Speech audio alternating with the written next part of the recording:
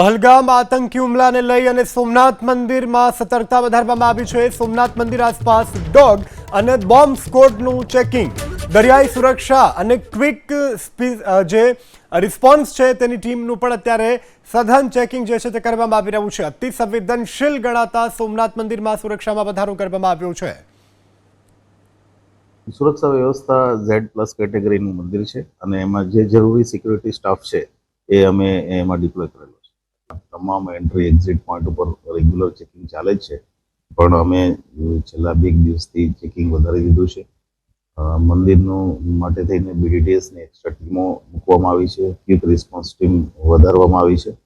સાથે સાથે રાતનું જે પેટ્રોલિંગ છે એમાં પણ વધારો કરવામાં આવ્યો છે।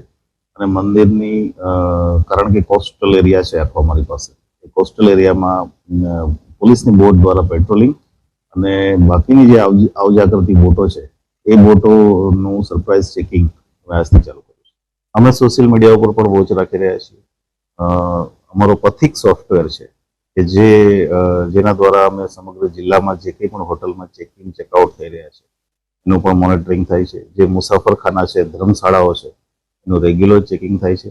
સ્થાનિક આગેવાનો, સ્થાનિક રિક્ષાવાળા, સ્થાનિક ફેરિયાઓ, સ્થાનિક જે કંઈ પણ અજાણ્યા ઇસમો હોય એનું રેગ્યુલર ચેકિંગ, એનું વેરિફિકેશન, એના પેરેન્ટ સ્ટેટમાં એની મૂવમેન્ટ વિશેની વિગતો, એની આઈડેન્ટિફિકેશન માટેની વિગતો, આ તમામ કાર્યવાહી પોલીસ રેગ્યુલર બેઝિસ ઉપર કરે છે અને અત્યારે અમે એને વધારી દીધું।